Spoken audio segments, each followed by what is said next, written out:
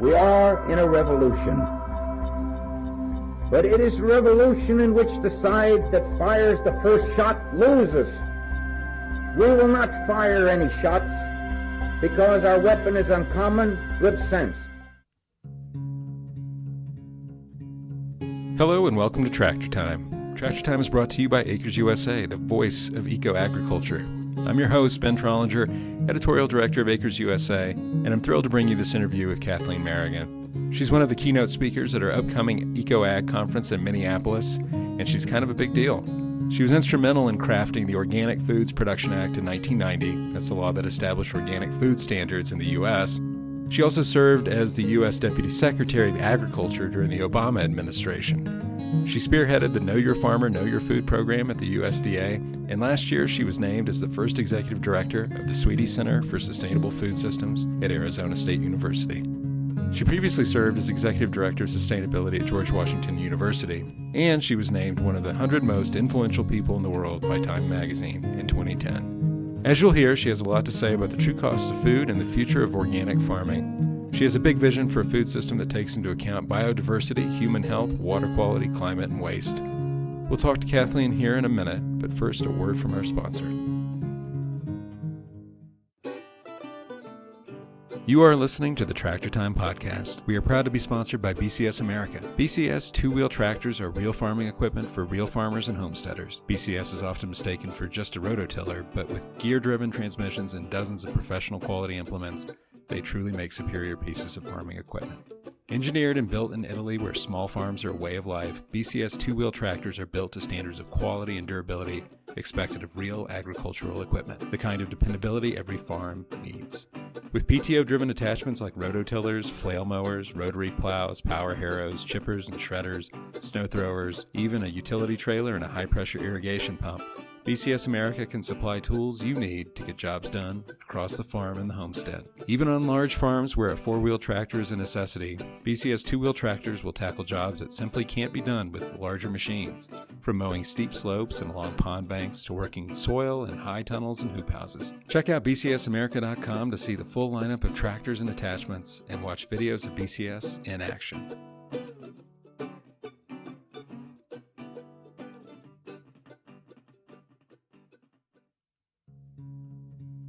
Hey, it's Ben. One more brief interruption before we get to the interview. Kathleen will be one of our keynote speakers at the Eco-Ag Conference and Trade Show in December, but she isn't the only speaker. In fact, the 4-day event will feature over 30 shorter sessions and keynotes to choose from on topics like soil health, animal agriculture, human health, plant nutrition, and much more. The conference also offers social mixers, panels, and access to a really amazing trade show. And we can't forget about Eco-Ag U, which gives attendees a really in-depth look at specific farming tactics in an all-day workshop setting. It really is an incredible lineup. Go to acresusa.com for more information. And without further ado, here's Kathleen Merrigan.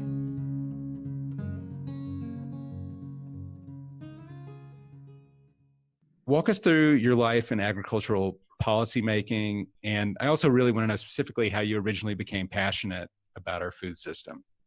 I grew up in Western Massachusetts, farming area, mixed vegetables, dairy, and I grew up next door to a farm that was sold when I was in high school, and it became commercial property. A gas station was put there, among other things, and so I became very aware of the issue of farmland loss. My parents were school teachers. They were engaged in politics. I went into politics right after I graduated from college, and the state senator I worked for, one of the first things we confronted was a water crisis in a small rural town where farmers had used pesticides absolutely according to label, but it had gotten into their wells, their well water, and they were told not only should we not be drinking this water, you shouldn't even shower in it. And so I saw the destruction of a rural community because of pesticides. And I could have gone in a lot of different directions in my career. Probably, I've always been very interested in poverty alleviation, for example. But I saw food and agriculture as a place to invest my energies. And so really from the very start of my career, I've been involved in food and agriculture, and it's been a very rewarding career. What was it like to assume the role of Deputy Secretary of Agriculture? That's a hugely important role. Was that nerve-wracking? Was that overwhelming? I'm just curious what that experience was like operating at the highest levels of U.S. government on food policy. Yeah, well, it was a privilege to have the opportunity to lead in that way in this country. 110,000 employees, $150 billion budget. I was a chief operating officer, but it gave me an opportunity to try to help out issues and constituencies that I cared about my entire career. And it was, it was really a huge amount of pressure. I worked incredibly long hours. I was in the situation room all the time, because a lot of decisions of the federal government are actually made in called deputy committees, where the deputies across the federal departments get together and decide things. So big job. I made it a little over 4 years, and I learned a lot. So in the 90s, you were developing standards for organic certification and other things. Tell us that story. I'm fascinated by how that all played out, and I would love to hear really what the climate was like at that time.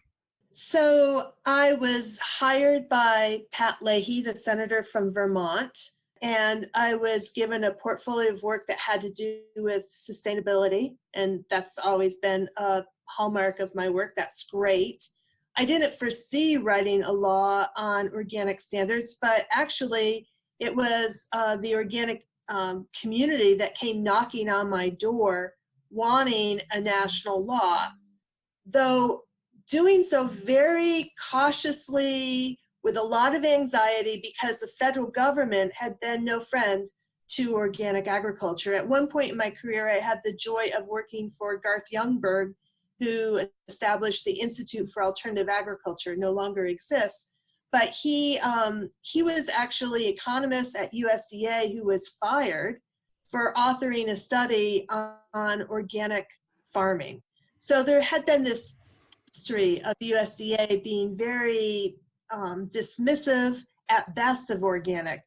But why the farmers decided they needed a national law was for a few reasons. One, the number of states and private entities that had their own standards was growing.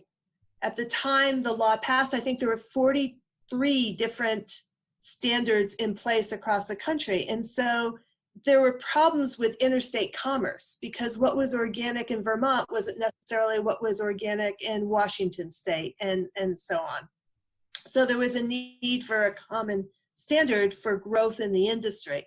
There was also a concern that there were new entrants into the organic space that weren't steeped in the value system and the history.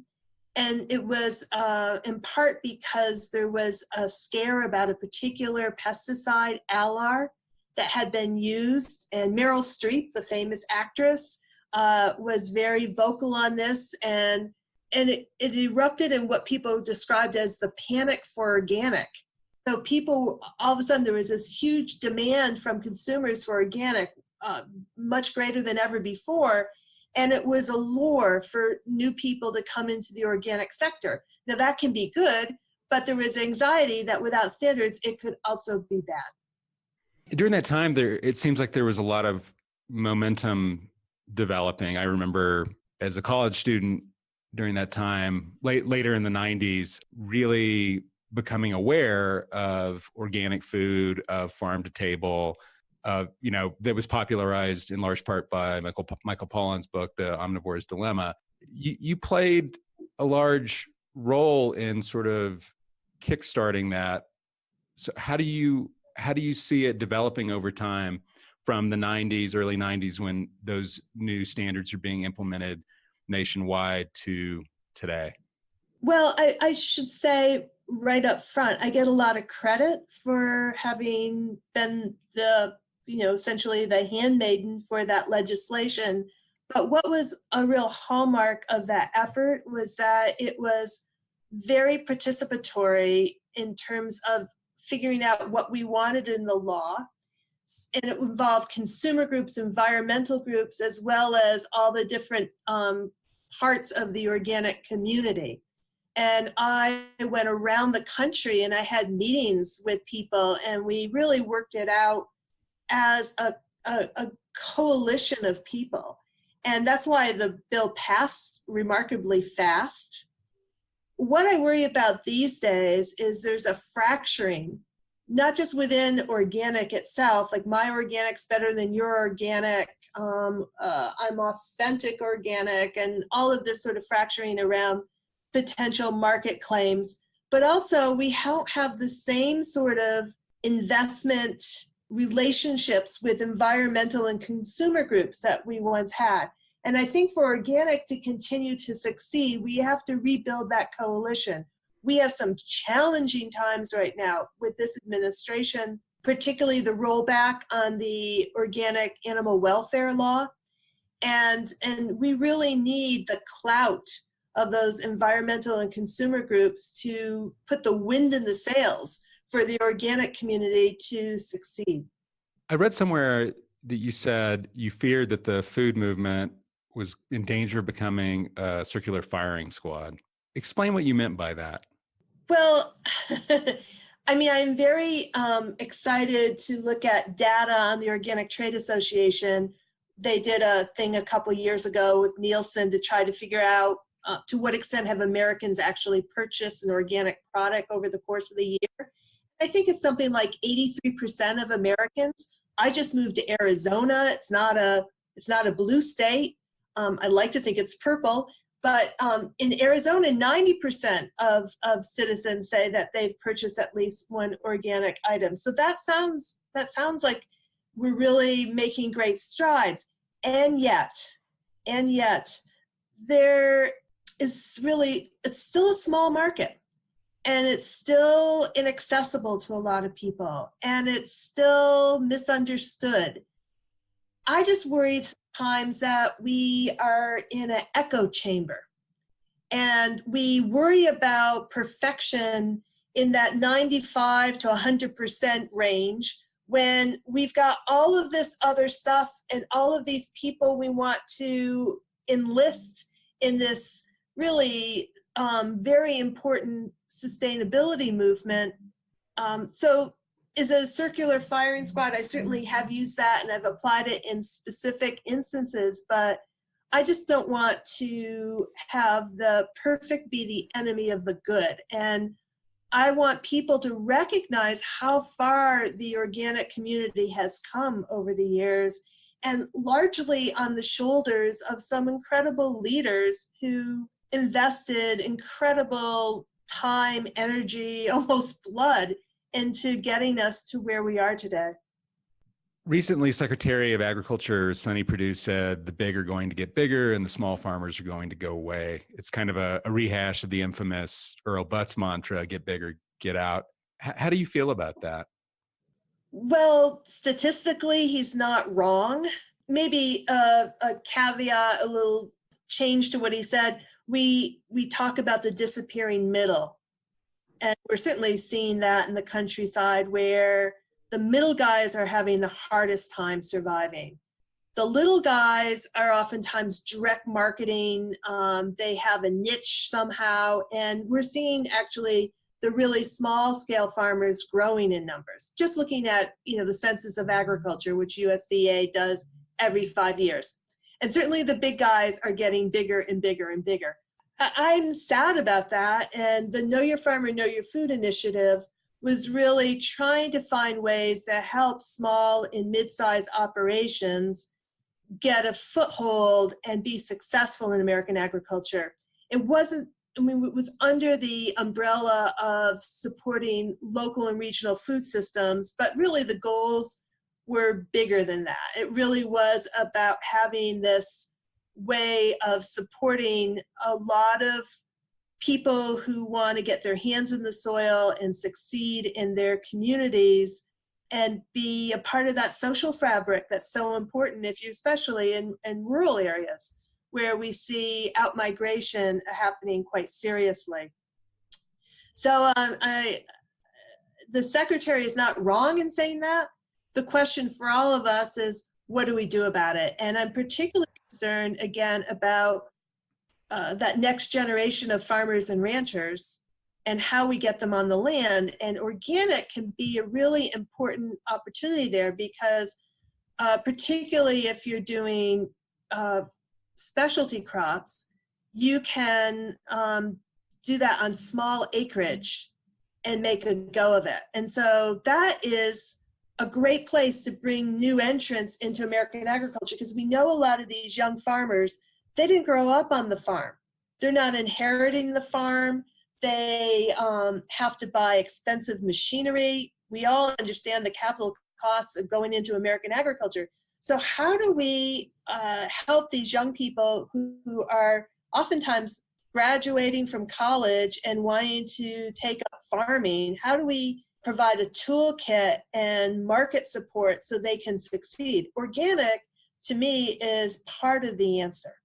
Well, tell us a little bit about the Know Your Farmer, Know Your Food program. What was the genesis of that, and what, in your estimation, did it accomplish?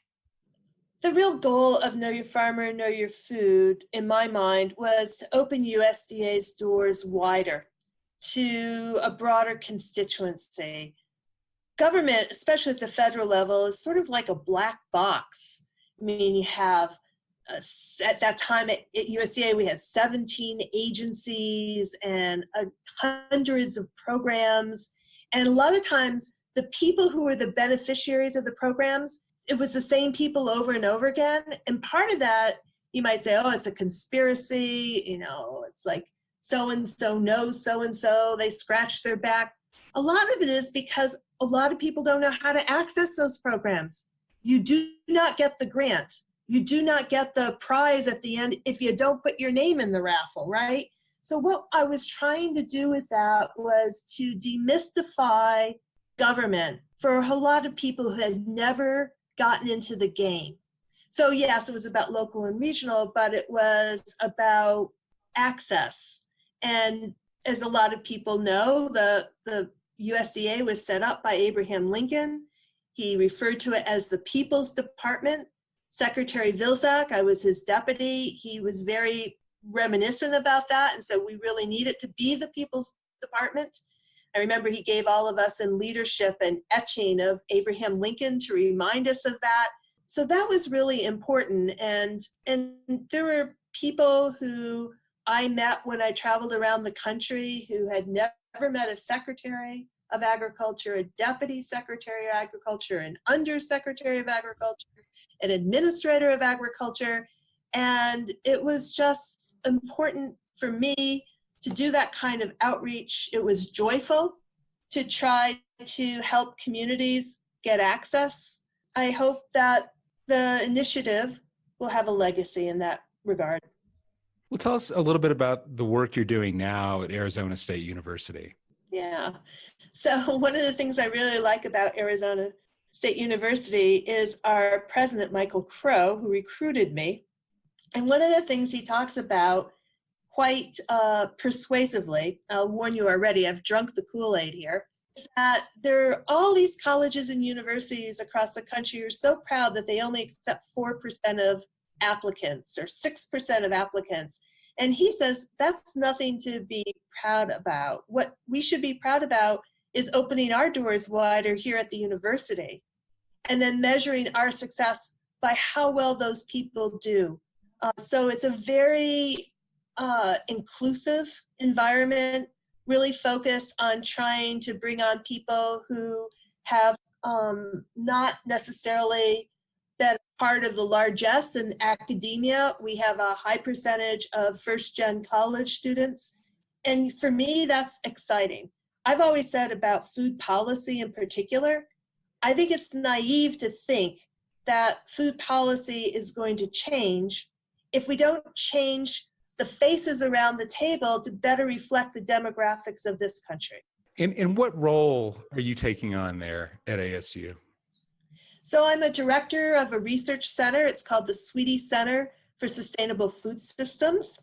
And I'm also a professor. So we just launched a Bachelor of Science degree in Sustainable Food Systems, a graduate certificate in Food Policy and Sustainability Leadership.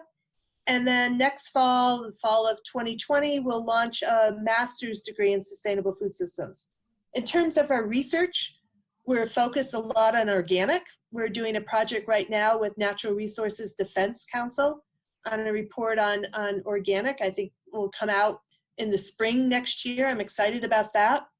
We are working on true cost accounting, trying to put a value on the externalities of food production, both positive and negative, so that decision makers, whether they're in government or in the private sector, have a transparency. And whether they want to look or not, they'll have full information when they make the decisions about our food and agriculture system.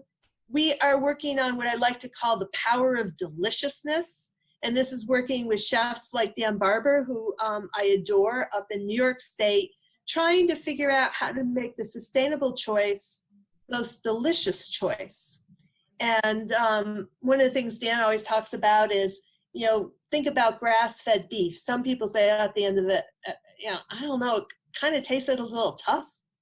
And then he reflects, it's like, well, we spend all this time raising a grass-fed animal, but then when it comes time to slaughter, butchering, aging that meat, we do the exact same thing as if it were a grain-fed animal. And we need to develop that whole other array of handling that animal, and so that it delivers the power of deliciousness and motivates the consumer to choose what's best for the planet. Because only so many people are going to do what's best for the planet, for their personal health and for the health of the planet. We really have to capture that joy in food.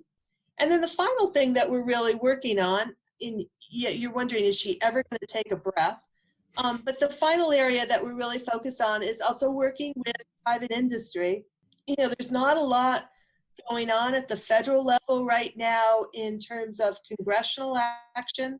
There's a lot of deregulation going on in the rulemaking arena, which breaks my heart. But we see that there's a lot of new entrants in food and agriculture, new entrepreneurs, and also some of the big guys are trying to shift their behavior. The Sustainable Food Policy Alliance, which is Unilever, Danone, Mars, and Nestle, breaking off from grocery manufacturers, saying our customer base wants more progressive policy. So how can we at the Swette Center for Sustainable Food Systems help empower entrants, both large and small, in the private sector, move the agenda forward in this time when Secretary Perdue may be more focused on large farms? You've talked extensively about taking a more holistic approach to food, one that takes into account biodiversity, human health, water quality, climate, food waste. I'm really interested in hearing more about something you've called the true cost of food. So I've got involved with the United Nations Environment Program initiative called TEEB Agri-Food. So if you go to the website, it's just teebweb.org. You can find a lot of materials there. And this was an effort to bring about a methodology to put a value on these externalities. And it involved, in the first phase, 150 scholars from 33 different countries.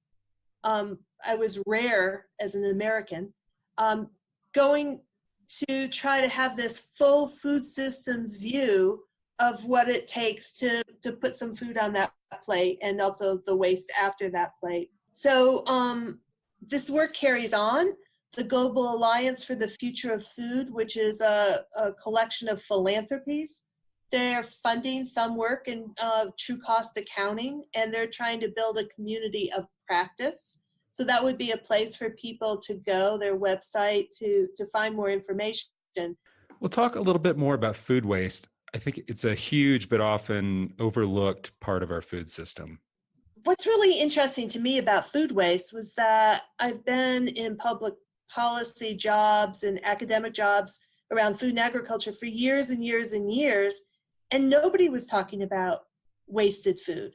And all of a sudden it just popped on the agenda. And how did that happen? And we know now that from an FAO report that if food waste for a country, it'd be the third largest emitter of greenhouse gas emissions. We know that 40% of food is wasted, very different places along the chain, if you're in a developing country versus a developed country. And I don't think those figures take into account bycatch in fisheries. So that would even increase the percentage from 40%. But it's really interesting to me that now, while we haven't really come up with a lot of solutions to this problem yet, I'm optimistic because everyone's talking about it. I have been told that part of the way it got on the agenda was that FAO and people interested in wasted food went to industry that was in the packaging area, a big conference, and they talked about it, and some of these industry guys saw a business opportunity out of it. And that's how, in some ways, it bubbled up to a number of important people's attention. So again, that goes back to one of the Swette Center's focus areas, is how to empower and use industry to good end. The wasted food stuff is, GAO just came out with a report this month.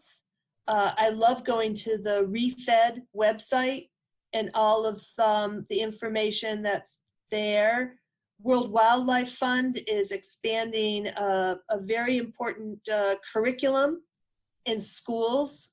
They started in the DC area. One of my students worked on that, worked with her on that. And now it's going to several different cities, including Phoenix. Shelley Pingree has important legislation that hasn't crossed the finish line on dating of food. So there's a understanding of what really you can't eat, what's a real expiration date, as opposed to maybe it tastes a little better by this date kind of thing. So there's a lot out there that we can do, and I'm really thinking that this is something that in not too long a time we'll see some incredible solutions. And that is so important, because whenever I go to a meeting around food and agriculture, it sort of has this mantra. I don't agree with it, by the way, but this mantra that, we have to increase world food production by 70% because of the growing population by 2050. And that doesn't really convince me, because one, if we could solve the food waste problem, it'd make a huge difference. Two, there are a lot of issues around women empowerment, because the world's farmers are women. That's not true so much in the United States, but around the globe it is. And FAO says, the World Bank says, if you empower women by giving them equal access as men to education, leadership opportunities, resources, world food production would increase by 30%, which is the equivalent of feeding 150 million people a day. And then you've got all these issues around governance and corruption, and there's a lot of things that we can do around food production, and the waste example is such a poignant example that makes me believe that these projections that we have to increase food production by 70% are just off by magnitudes. You often hear some people say that organic agriculture can't feed the world. Do you agree with that? Not at all. Not at all. And I think it speaks to what you're talking about with food waste, that there's so much of it that it's really maybe a matter of distribution than it is method. Well, I also think that's based on early on data that was collected that just wasn't all that rigorous. We look at the Rodale Institute, for example, and they have the really long-term trials, side-by-side, conventional versus organic production. And we see that when you have a healthy soil, there is, over time, the organic can do better than the conventional. We are seeing some sort of epiphany now about the importance of soil health. And that is in part because people are finally connecting the need to do better around food systems with climate change. So the recognition that the food and ag sector is a huge contributor to climate change in the negative way, but also has the potential to be a real contributor in terms of solving climate change in terms of particularly carbon sequestration in soils. So organic is the poster child for that and what farmers have been doing over the decades. So yeah, I don't agree that organic can't feed the world. I understand that sometimes organic doesn't work in certain places. It's much easier to grow an organic apple in Washington State than where I'm from in Western Massachusetts. So it's not always doable or easy, and depending on the crop and the season and all of that.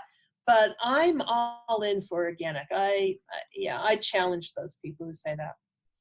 Well, I think at the time when that criticism was being leveled, the consciousness about organic farming was really sort of about the lack of pesticide inputs. Now that's sort of shifting. The conversation is shifting towards soil health. And, you know, when it comes to organics, food labeling and certifications are important to be sure, but how do we transform the food system to create soil health and biodiversity? That seems to be the next generation of this movement. Yeah, and you know, the thing that's sort of unresolved is around tillage.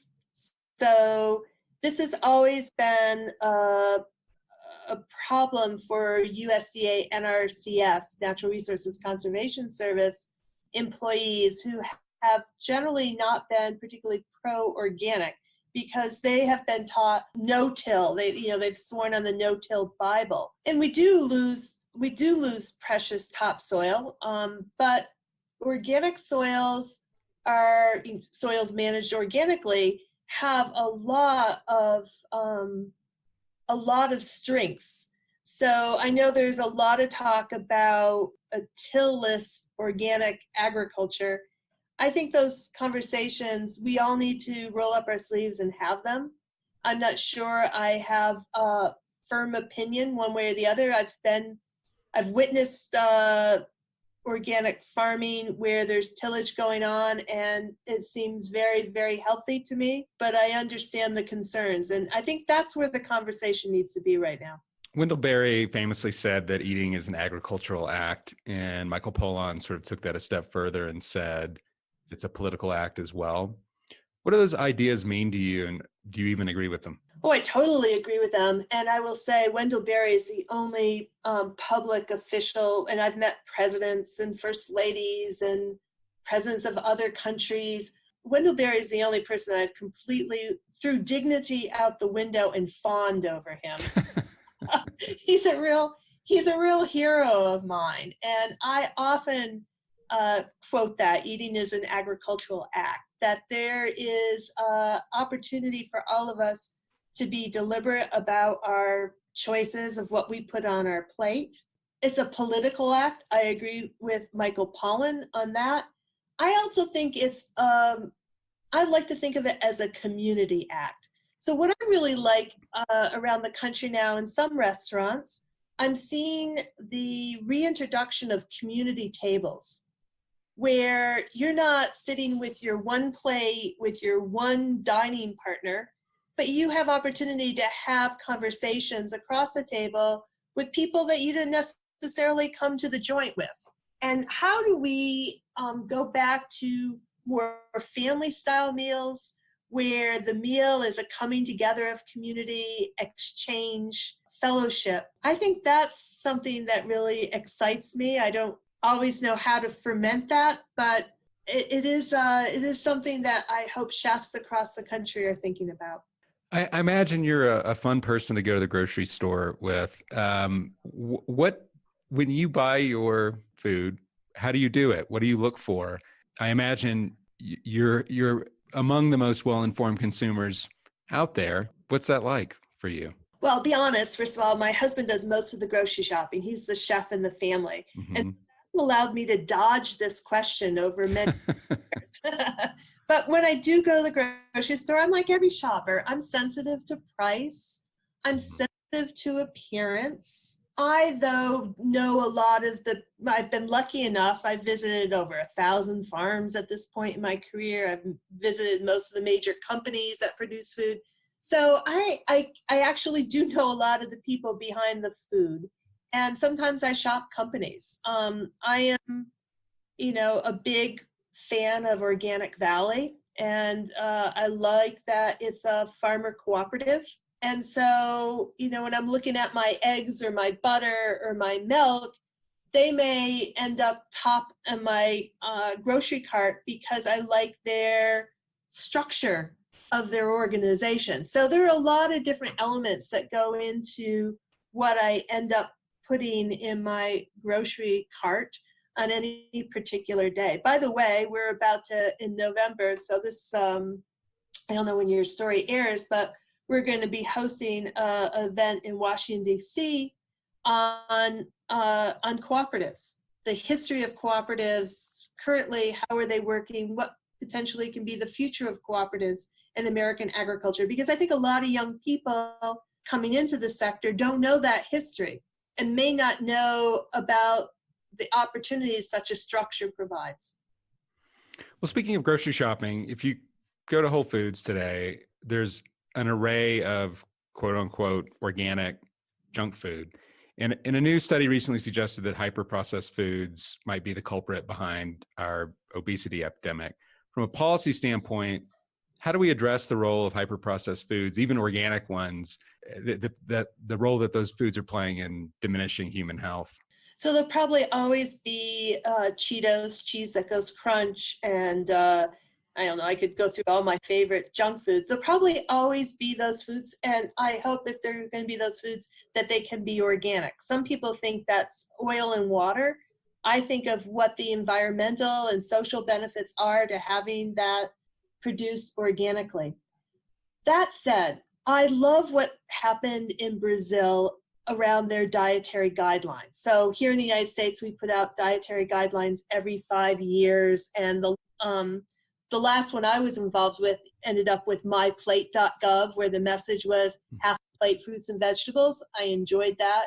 But I was also involved in the 2015 debate where we tried to put sustainability in the dietary guidelines and failed. We were inspired in part by what we saw going on in Brazil.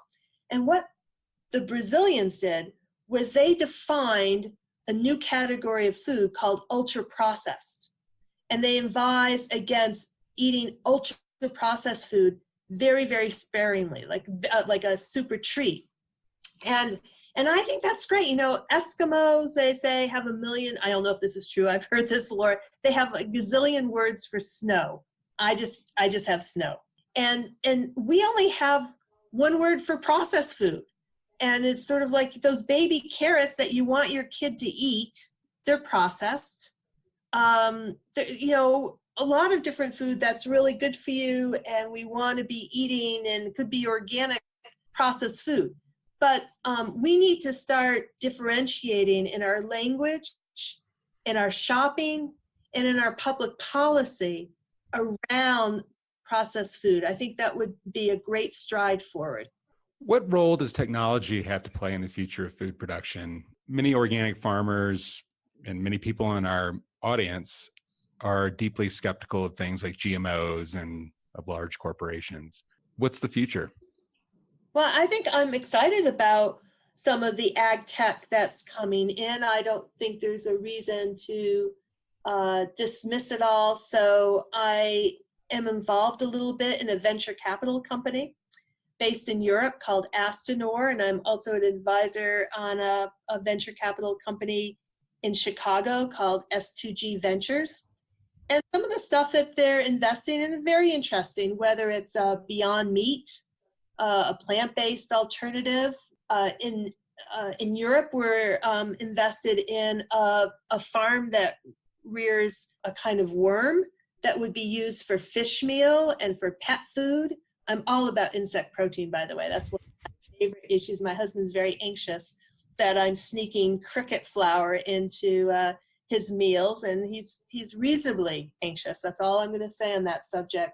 So I think that there are a lot of things that are going on in technology that are interesting, exciting, have potential. That said, the recent debacle over the MIT food computer, I take as advisory. We have a lot of people going into the food and agriculture sector, investing money, trying to take Silicon Valley disruptive thinking and applying it to the food sector, but you have to know about food and agriculture. And I've been a critic of this MIT food computer for a lot of years, and I just didn't think it made any sense. And it turns out that it's a hoax if people haven't heard this. Well, tell our listeners a little bit about that. They may not know about that issue. Oh Lord, it's a sad, sad tale. I got a PhD from MIT, and some people suggested I was not happy about the MIT food computer. Maybe I suggested this because part of it was I had a little post-traumatic stress syndrome coming from a PhD program at MIT. But anyway, this was the MIT, famous MIT Media Lab, and they had developed this food computer, which is literally a box, and they were adjusting the different, climate elements in the box for maximum food production, and it was supposed to help transform the food system. I thought at best it might engage young people in discussions around food and agriculture because of the computer aspect. But it's so also silly to me, but they got tons of money. Some of it was from Epstein, and that's not good. But apparently they don't work, and they were switching out plants before donors arrived on the scene because they just didn't work. And so it's raised a lot of issues at MIT, and I'm sure across the university space, about integrity and ethics and how do you really know something's working when you're out there promoting it. So anyhow, my point here is that we need people to be well-grounded in food and agriculture so that these investments are well made.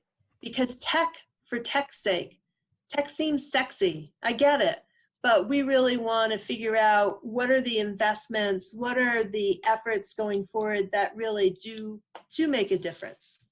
Well, so the big debate lately has been about the role that gene-edited crops might play in organic agriculture, and a lot of people are taking pretty strong positions on this. What are your views on that? So I'm not anti-genome editing. I've never been anti-biotech, but here's the thing. I think we need a strong regulatory regime oversight of genome editing. We are still working with the coordinated framework that was established by Dan Quayle in 1986. The technologies have evolved, grown it's far different scene than it was in 1986. And we need to have a regulatory system that is able to make sure that what decisions are made are good ones. The difference between something like CRISPR and the old recombinant DNA technologies is that this is something that potentially someone could do in their garage. So even more reason for regulatory oversight. Now, I know that is not with the times in Washington, D.C. right now, but that's what I think. Talk a little bit about that. What are your views of what's happening in agricultural policy right now under the Trump administration? You said earlier, you used the word heartbroken. What do you mean by that, and what are you seeing that's giving you pause? Well, heartbroken in so many different ways. A lot of it because a lot of the things that we worked so hard on during the Obama administration are being dismantled in the regulatory sense. Heartbroken because farmers are on the front lines of climate change. And we have an administration that doesn't want to acknowledge climate change, where scientists who are working on solutions to climate change have to do so in the dark because they can't let anyone even know they're working on such things. Heartbroken because a lot of our farmers depend on overseas markets, and the different kinds of trade wars have really taken a toll on American agriculture. Heartbroken because we still, and this was a problem in the Obama years too, we still have a lack of immigration reform, so that a lot of farm enterprises, and not just really large ones, a lot of mid-size and smaller farms as well, depend upon farm labor from people from other countries. And we did see a little bit of effort on H-2A regulations recently, but we know that some American industry is just closing shop because they can't get a legal workforce. They don't want ICE knocking on the door. And that means that if we don't resolve that problem, more and more of our food is going to be imported. I don't think that's good. So I'm heartbroken. Yeah, that's my statement for the day. I want to return for a moment back to investment. Talk about a little more about how big dollar investors are starting to take notice of the need to transform our food system, and what are the positive effects and what are the negative effects of that? Well, I mentioned that I work at the Swette Center for Sustainable Food Systems. Well, the Sweeties, who provided the endowment for this center, just developed what called the Awesome Burger, which is a plant-based burger, and it's being produced and it will be sold by Nestle. I think that's good.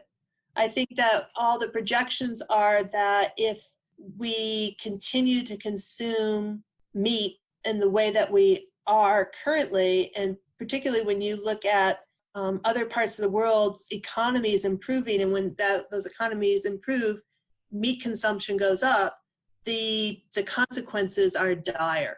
So the idea that big companies are investing in alternative proteins, I think, is excellent. Now, my favorite meal, honest to God, is steak. So I'm not saying that everyone needs to be a vegetarian or a vegan, but reducing meat consumption and figuring out ways of doing that and keeping an eye to enjoyment of food, I think is really wonderful.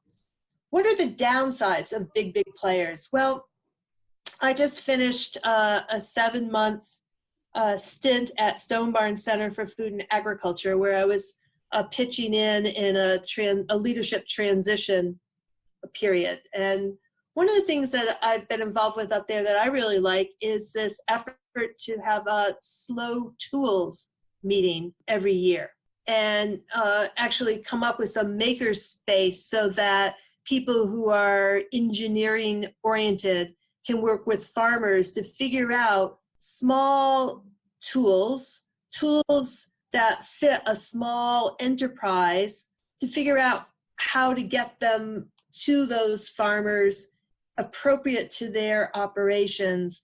It's not something that Caterpillar is going to do necessarily, or John Deere, or what, because they need a certain amount of market share to make that R&D worth it, and to make the marketing scale. It's not a scale at which it's of use to them. So as we've seen consolidation in the agricultural realm, sometimes the needs of the small guys are just not on the screen for people. And so that's when you have an NGO, Stone Barn Center, doing something like that.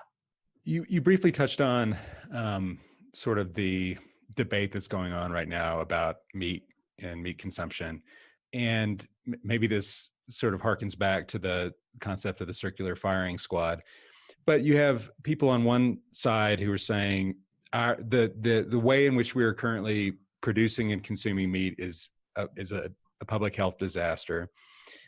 And then on the other side, you have people like, grass-fed beef farmers or ranchers who are saying, wait a minute, we're creating an ecosystem here. We're sequestering carbon in the soil. We represent an alternative to sort of the industrial model that is creating so many sort of environmental and health-related problems. What do you say to that? Ideally, we would have recalibration of livestock numbers and locations where they're raised, so it would match farmland needs. So you really would have that circular, not a circular firing squad, excuse me, but a circular sense in terms of sustainability, because, you know, animals on the land at appropriate scale really makes the system work and makes it so you don't have to have added nutrients to the land in terms of synthetic fertilizers or what have you. So I just think, again, that means eating less meat and trying to figure out system-wide how we get away from large CAFOs with huge methane digesters. Better to have a digester than not, I get that. To a integrated livestock crop operation that hits and rings all the sustainability bells. So a shift in the way that we eat. I've read somewhere that you're a big proponent of pulses. Is that correct? Yes.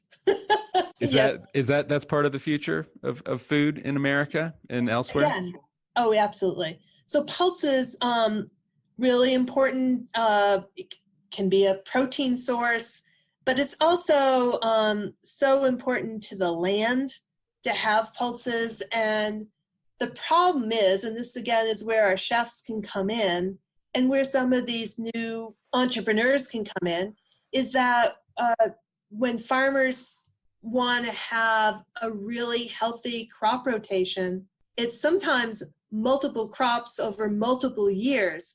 And all of those crops need to have a market.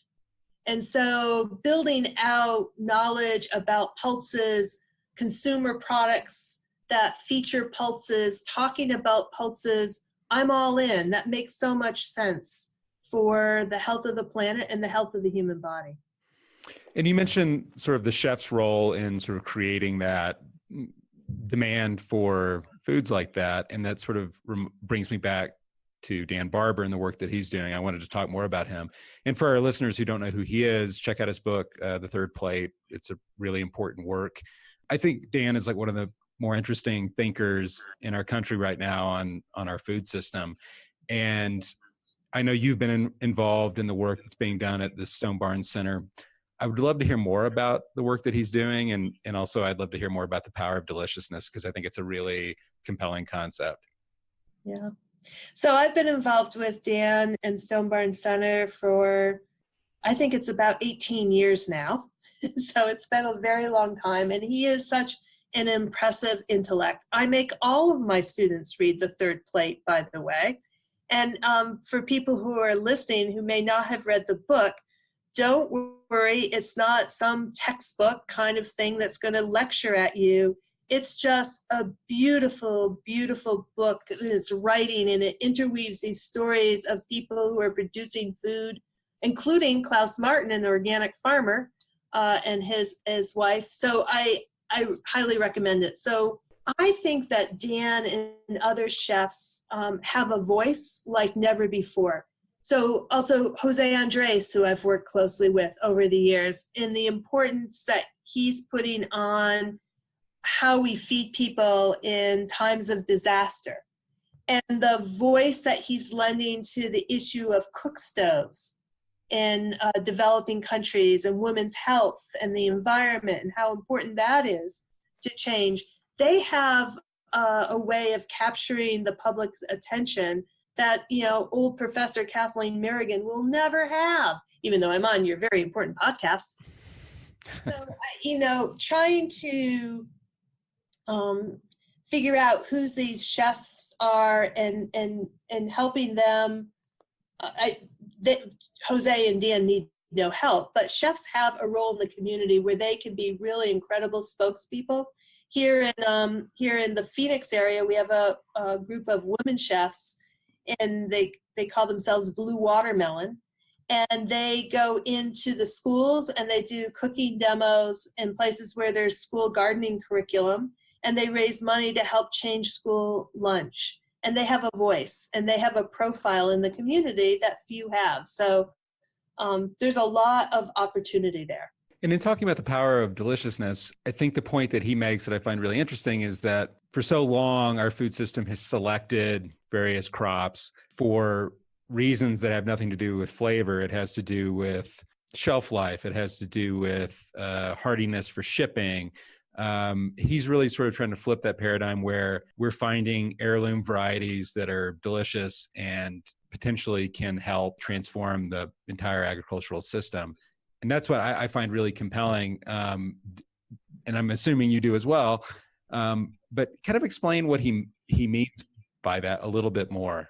I'm going to give you a friendly amendment, though, to what you said, because I don't think Dan would get too focused on heirlooms, because that's looking back, and he's very much looking forward. You should have him as a guest on your podcast sometime. So I hate to take his thunder, but he was really interested in breeding for taste. And he went and he visited a professor up at Cornell, Michael Muzurek, and he's a plant breeder. And Michael was really surprised. He said in all his career, he'd never been asked to breed for taste. He'd been asked to breed for yield and resistance. And how novel was that? And so that began a long partnership between the plant breeder and the chef. And one of the most exciting meetings I've ever gone to was when Dan brought together some of the most famous chefs in the world. And we all sat around at Stone Barns and tried to creatively think about this challenge of taste. He started a new seed company called Row 7. There's a lot that can be done to re-engineer food. And I'm not talking about GMO engineering, but re-engineering food for taste. And he's at the forefront. Yeah, I think Dan was probably the first chef I ever heard mention the word bricks. That's not BRIX for those of you who don't know. Just to kind of give our farmer listeners a sense of how sort of in deep he is on agricultural issues. Who else, aside from Dan, and you mentioned Jose, who else is doing work that you're really excited about? I really like what's going on at Appeal Biosciences. Are you familiar with them? I'm not. James Rogers is the CEO. We talked a little bit about food waste, and here's an example where tech can be good.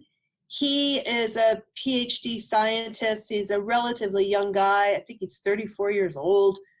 He started this company, and he's developed a way to put a biofilm on produce that extends the life. So if you go to Costco now or Kroger's and you buy an avocado, the biofilm's on that avocado, and it allows the avocado to survive and be fresh for a lot longer. Really inspired by him.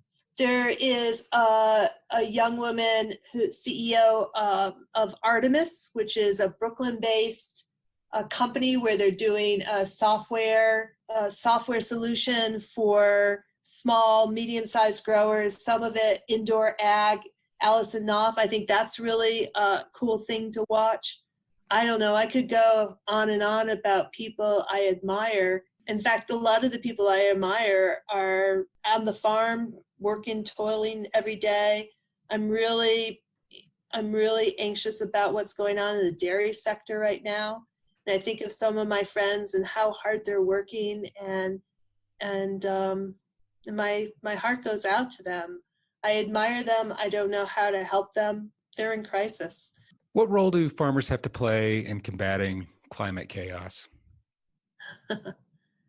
Well, they have great opportunities on their farms in terms of soil health, and hopefully there's starting to be some building consensus around the need to compensate farmers somehow. Maybe it's a trading scheme like we used to do, what we did with acid rain or wetlands. Maybe it's a construction of some other kind of ecosystem market. Maybe it's actually money out the door at USDA, but rewarding farmers for environmental stewardship is something that hopefully will happen in not too many years and will be something that is welcome in the farm sector. Remind me your question here again. We have to rephrase it because I go. But my question was, how do we solve climate change? I think. Maybe I'm dodging it because it's such a big. Oh, right. How do we solve climate change? Particularly through agriculture. Yeah, well, it's really a lot about soils.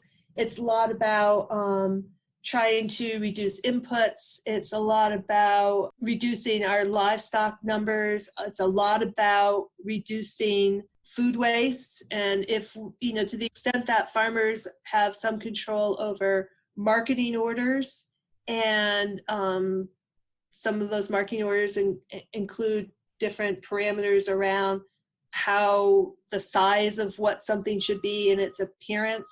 If they can relax those sort of things, maybe there's less wasted food. So I think farmers can do a lot. And I think that we need to start having more of those conversations about climate change in farm country, and do it with some sensitivities. It's not like there are no good people and bad people. It's a crisis we're all facing. And what I know for sure, being on a university campus, is it's something that's weighing very heavily on young people. They feel very, very anxious about it. So all of us, I'm turning 60 this month. Oh, I'm going to cry.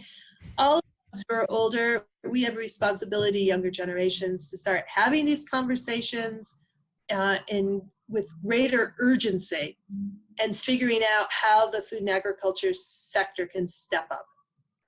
What are you hearing from your students, from these students who are deeply interested in food and agriculture? Are you inspired? What's been your experience so far? So there's this great book, I don't have the title exactly right, by Eve Taro, called something about Generation Yum. And it's about millennials. Her book's about millennials, but I think about millennials, I think about Gen X, Gen Z. Younger people have a whole different relationship with food than my generation. They see their identity in food, what they buy, where they go to eat, socializing with friends, very, very much around identity. And there is this organization in the UK that advises universities. They advise over 100 universities, and I just read a report, they called food the rock and roll of this generation going into the university. So they care very deeply about it. But here's one thing I think we really miss the boat on in sustainable agriculture. So many meetings I go to, if they're not doing the mantra, we got to increase food production by 70% to feed this growing world population. The other thing I hear from a different kind of sort of organization is the food system is broken. I find that the wrong way to start a conversation for several reasons. One, farmers work really hard. Productivity has gone up. Price has gone down.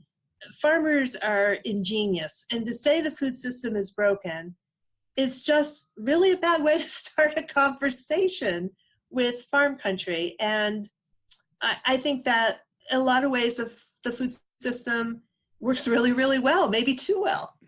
It also implies that the food system was at one time not broken, that it was all perfect. I don't think that's true either. And most importantly, I think it is just a doomsday kind of statement that does not attract young people. Young people they want to be inspired. They want to have visions of hope. They want to know what to advocate for. They want to say, they want to roll up their sleeves and they want to change things. But if you're just Debbie Downer, negative Nancy, or what have you, and the food system is broken, you don't get them energized. That's what I know. You mentioned earlier that it's the wrong way to start a conversation by saying the system is broken, but I'm curious, how should we be talking about agriculture these days? I mean, the term organic itself has become sort of demystified, sort of made to seem generic. I'm hearing other terms sort of float to the surface now, like regenerative agriculture, sustainable agriculture. How should we be talking about this? Because these words have meanings, but often it's hard to communicate these distinctions to a general audience. How do you go about doing that? How do you have these conversations? Well, I think organic has real meaning. having overseen all of those pages of regulations, stacks and stacks of paper. I know that there are a lot of regulations there. It has meaning. Regenerative, people are very excited about regenerative. We're hearing presidential candidates talk about regenerative agriculture. I mean, you could knock me over with a feather. It used to be the most they talk about agriculture on the Democratic side anyhow was ethanol, maybe a little bit more of that because Iowa is the first caucus. And now we're hearing regenerative. Regenerative hasn't gone through the bruising battle of actually being put on paper in a firm definition that everyone agrees to. So we'll see how that evolves. But again, I think that there's space in the market for multiple claims. I do believe organic is and will continue to be the gold standard claim. But this is something that we shouldn't be battling over. This is again, that circular firing squad thing, my regenerative is better than your regenerative. It's like, yeah, well, you lost me. And then you leave consumers confused. I've seen that in the organic marketplace where small differences of opinion have been fought out in the front page of the New York Times. And then people say, well, I guess organic doesn't have integrity anymore, or it's a meaningless label. And that's far from true. Other industries don't behave that way. And we have to figure out how to move policy forward and standards forward in ways that we agree to disagree about and in a way that doesn't hurt the market. Kathleen, I really appreciate you talking with us today. It's been my pleasure. I'm looking forward to coming to the big conference in December. I'm looking forward to meeting you in person. There you have it, Kathleen Merrigan. Thank you for listening to another episode of Tractor Time, brought to you by Acres USA and BCS America. Subscribe to our channel on YouTube, iTunes, or anywhere podcasts are available. Also find us on acresusa.com, ecofarmingdaily.com, and don't forget to subscribe to our monthly magazine. Thanks for listening and have a great week.